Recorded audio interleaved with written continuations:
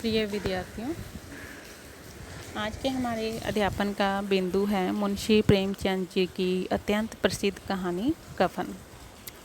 कफन कहानी के संबंध में जानकारी प्राप्त करने से पूर्व हम मुंशी प्रेमचंद जी के जीवन और उनके व्यक्तित्व के संबंध में सामान्य जानकारी प्राप्त करेंगे। मुंशी प्रेमचंद जी का जन्म 31 जुलाई 1880 ईस्वी में वाराणसी के निकट लम्ही गांव में हुआ था। इनकी माता का नाम आनंदी देवी एवं पिता का नाम मुंशी अजायब राम राय था। ये लम्ही में डाक मुंशी थे। प्रेमचंद जी की मृत्यु 8 अक्टूबर 1936 ईस्वी में हुई थी। मुंशी प्रेमचंद जी का मूल नाम धनपत राय श्रीवास्तव था और ये साहित्य जगत में मुंशी प्रेमचंद जी के नाम से प्रसिद्ध हुए। मुंशी प्रेमचंद जी को सर्वप्रथम उनके उपन्यास के क्षेत्र में योगदान को देखकर बंगाल के विख्यात उपन्यासकार शरतचंद्र चट्टोपाध्याय ने इन्हें उपन्यास सम्राट कहकर संबोधित किया। प्रेमचंद जी ने हिंदी कहानी और उपन्यास की एक ऐसी परंपरा का विकास किया जिसने पूरी सदी के साहित्य का मार्गदर्शन किया। आगामी एक पूरी पीढ़ी को गहराई तक प्रभावित कर प्रेमचंद जी ने साहित्य की यथार्थवादी परंपरा की नींव रखी। प्रेमचंद के बाद जिन लोगों ने साहित्य को सामाजिक सरोकारों प्रगतिशील मूल्यों के साथ आगे बढ़ाने का काम किया, उनमें यशपाल से लेकर मुक्तिबोध तक शामिल हैं। उनके पुत्र हिंदी के प्रसिद्ध साहित्यकार अमृत राय हैं, जिन्होंने इन्हें कलम का सिपाही नाम दिया था। मुंशी प्रेमचंद जी का कार्यक्षेत्र साहित्य रहा है। साहित्य में भी वे उपन्यास सम्राट, कथा सम्राट के नाम से प्रसिद्ध हुए हैं।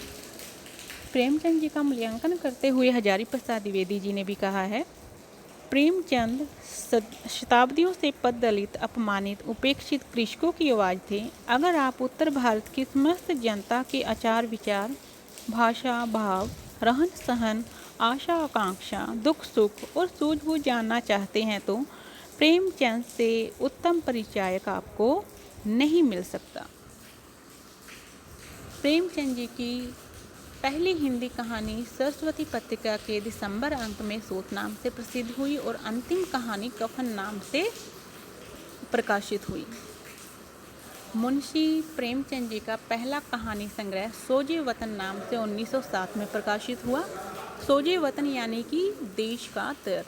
देशभक्ति की भावना से ओतप्रोत होने के कारण इस पर अंग्रेजी सरकार ने रोक लगा दी और इसके लेखक को भविष्य में इस तरह का लेखन न करने की चेतावनी दी।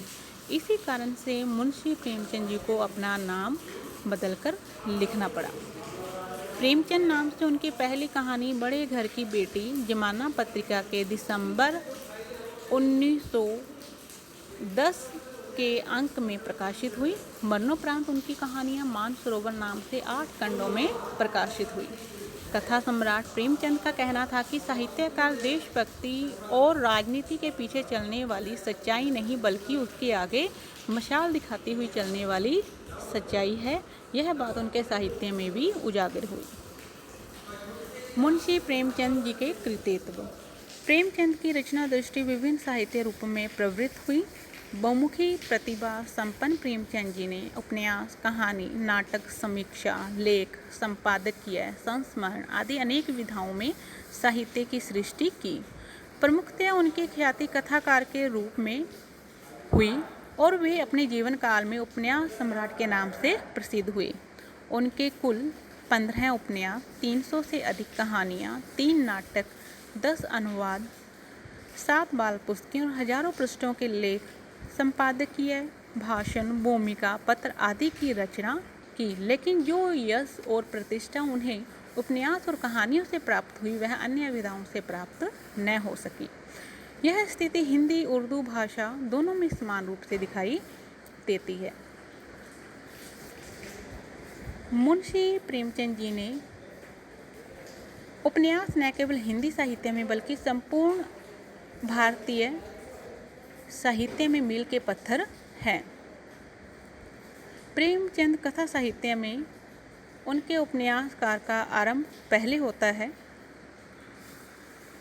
मुंशी प्रेमचंद जी के प्रथम उपन्यास का नाम प्रेमाश्रम था।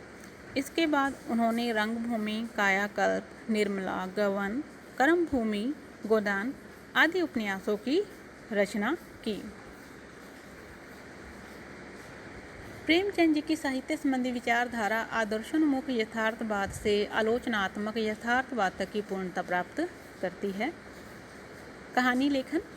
मुंशी प्रेमचंद जी की अधिकतर कहानियों में निम्न व मध्यम वर्ग का चित्रण है।